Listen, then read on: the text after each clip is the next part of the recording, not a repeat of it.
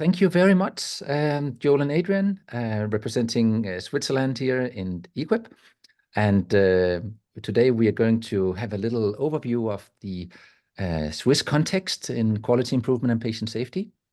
And I would really like to ask you, first of all, Joel, whether there has been any important policy development with regards to quality in primary care or family medicine in Switzerland.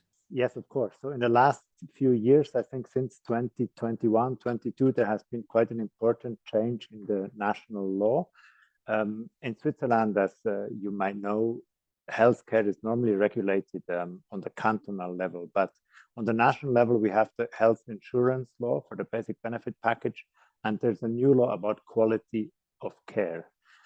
And this particular law has two main elements. One is that a National Quality Commission was established. This quality commission is composed of 15 people, like from provider side, health insurer side, cantons, and also researchers. And they have certain instruments for financing quality development. And so they have been learning, like in the beginning, I think they struggled a bit sometimes, but now they have some routine. And most of the projects that have been funded are, of course, more in stationary, like hospital care. But there have been a few in primary care and that touch on family medicine, like one project related to a database for primary healthcare data at the University Institute in Zurich. Another one around monitoring of quality, that's still in the very beginning. Then one, Adrian was also involved, which is more about interprofessional care, like pharmacists and primary care doctors having better information exchange about medication. And then the other important element of this new law is that there have to be quality contracts between health insurance companies and the Association of the Doctors. And this has been very political, actually. So even though the contract should have been in place like 2 years ago, they are still not in place. There have been disagreements about financing of quality activities. There's been lots of discussions about terminology. But ultimately, there will be a certain number of quality improvement measures that should be carried out by practitioners. That could include, like, for example, quality circles or critical incidents reporting or patient surveys, a range of different quality improvements. And someone can then probably choose one or the other improvement method. So that's what has been happening. So it has been quite dynamic, actually, when it comes to policy development. Wow, thank you for that, Joel. It sounds like a lot of policy deployment is going on, at least. Trying to just break that down maybe to a more practical level. Maybe Adrian, could you say something about any quality related activities going on the National Academy or Research Institute for Family Medicine?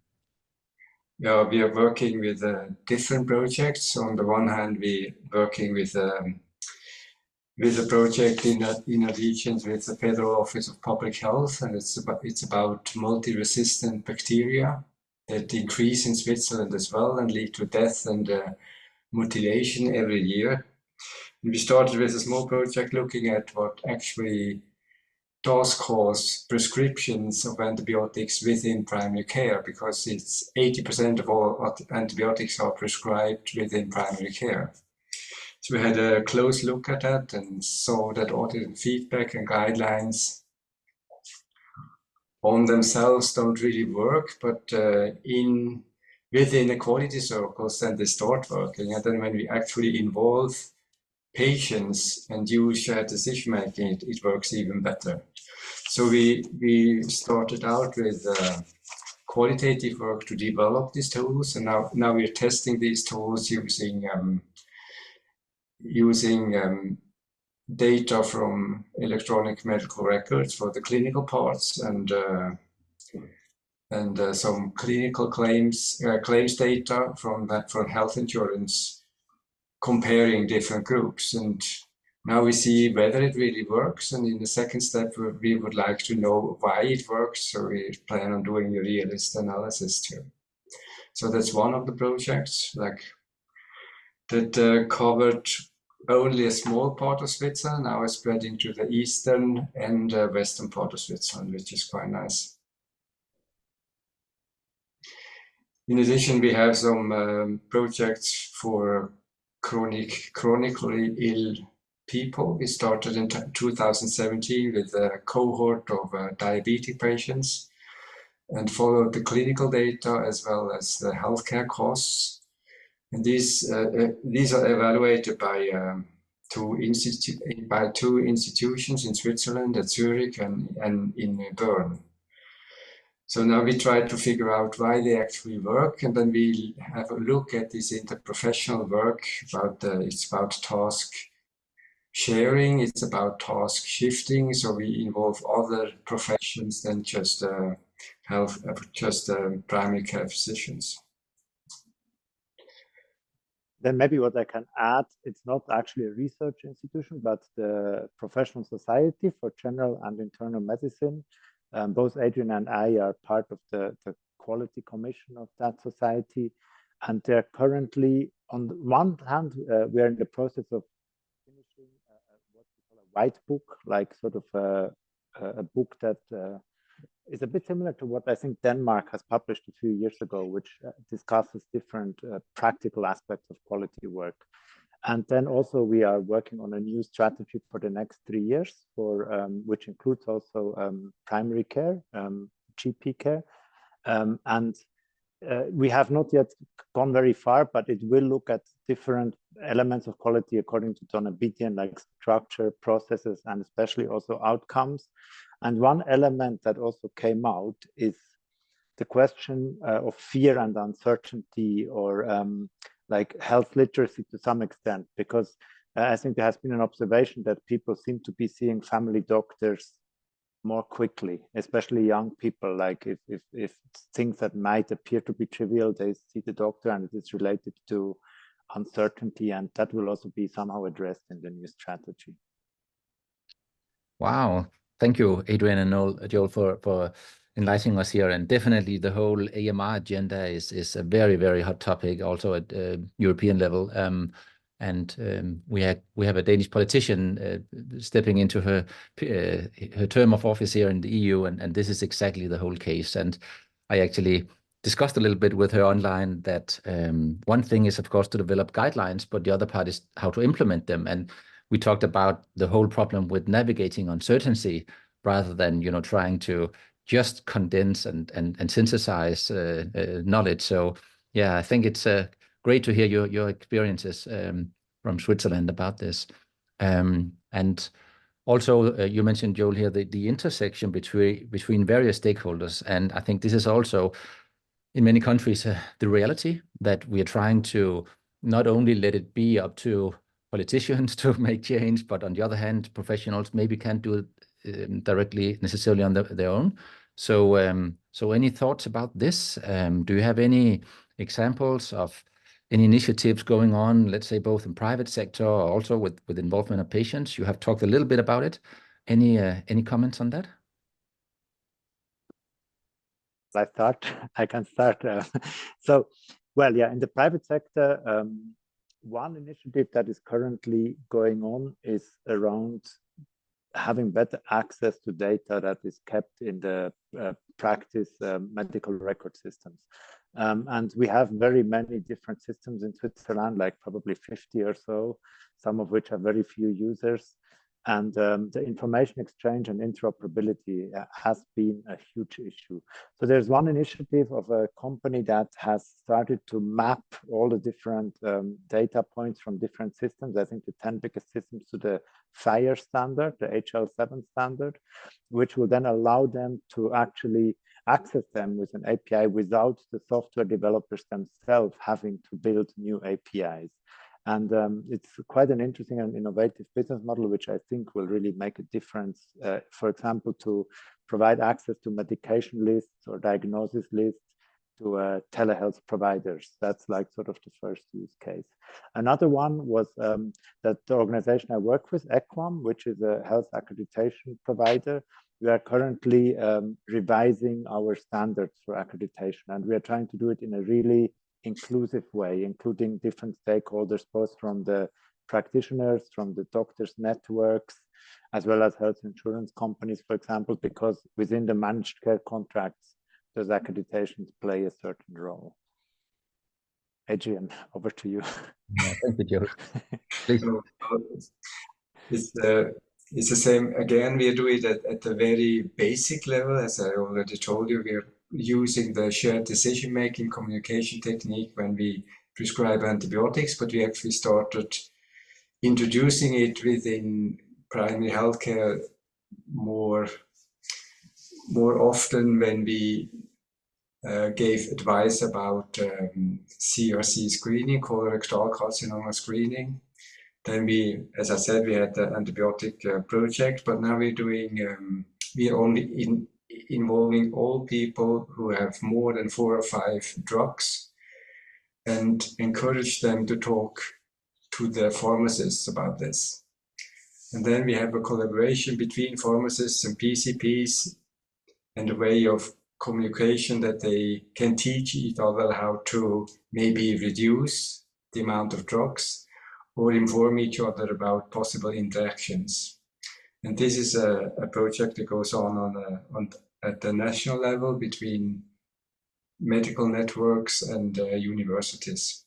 So I think that's a quite nice way of starting with the patient, and the patient goes to his primary care physicians, but also to his pharmacists, and they start talking to each other. It's like another kind of interprofessional work that should start. And then one thing maybe I can add about the patient involvement. Switzerland has participated in the Paris survey of OECD. So we had about 100 practices from all the language regions who participated. So we have the data, PROMs and PREMs. And I really hope there will be a good analysis that can inform also national policy. And in a similar regard, we have just started last week, actually, a project called Primary PROMs, which seems to integrate patient-reported outcomes to primary care with 4 health insurance companies and 2 networks on board. And we really, of course, hope to do it very practitioner-led. Like, I know there have been struggles, like there's a lot of talk about those patient-reported outcomes, but in practice, it's not quite the same as it is in theory. So we hope to learn. And we're also interested to other European countries, of course, what they're doing in all those different quality topics.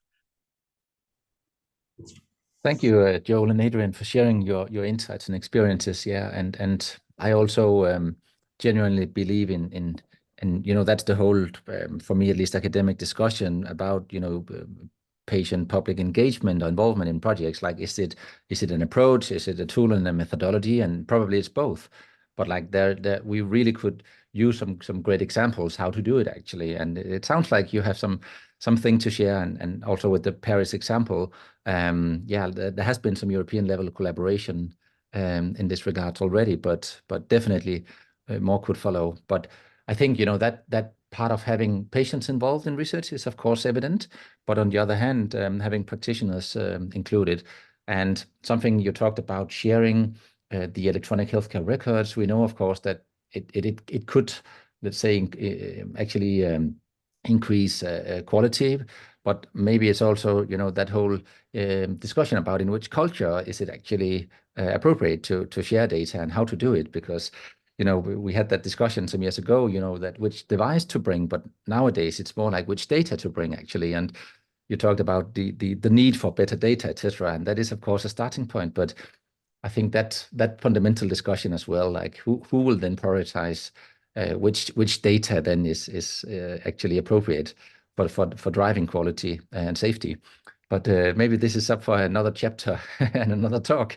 But I think that could be very interesting as well. Like how do you then, let's say, live up to many of these modern expectations of involvement and how to be basically included and at the same time navigating this uncertainty, because yeah, at the end of the day, it's indicators, right? So we need to translate them into a reality and comfort and support people. So yeah, I think that's interesting for me as well. You know, researching digital health.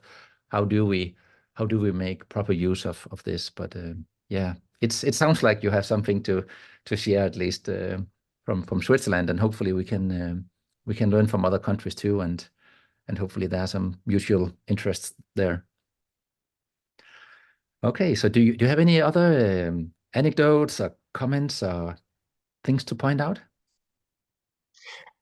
I think it's like a shift in culture from where the PCP was the center of healthcare in primary care. Now it goes over to a interprofessional work. You have different professions involved in this work. And the next step is that the patient is actually part of the team too.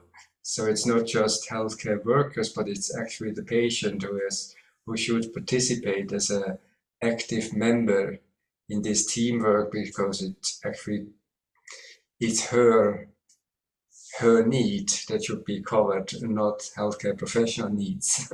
So I think it's a shift in culture from this predominant PCP, primary care physician-centered working to a teamwork, and now involving the patient into the team too. And then you have these different aspects from interprofessional work and shared decision making and PROMs and PROMs, etc., etc. But I think it's a mindset. You have to change your mindset, and then I think it's going to work. But I think it's going to take some years. Maybe I'm not a practitioner myself, so what I say is from what I hear, but I think we are still in the process of shifting from having this one person, lifelong family doctor you have, where you always see the same person, to a system where people, if they're in group practices, they don't always see the same person. And to create the same amount of trust and feeling understood, even if it's not always the same person, I think from when I hear patients and when I think it's still an ongoing transition. Of course, Adrian has worked in these kind of group practices for a long time, so he could know better than I do. But I think that whole big change of the model from one-on-one to teams, as you said, is still ongoing in Switzerland. Yeah. And I think it's a bit dangerous to have just one person being responsible for a lifelong, as a lifelong company for one's health. I think it's good if you have a team and that you actually participate actively in this team yourself.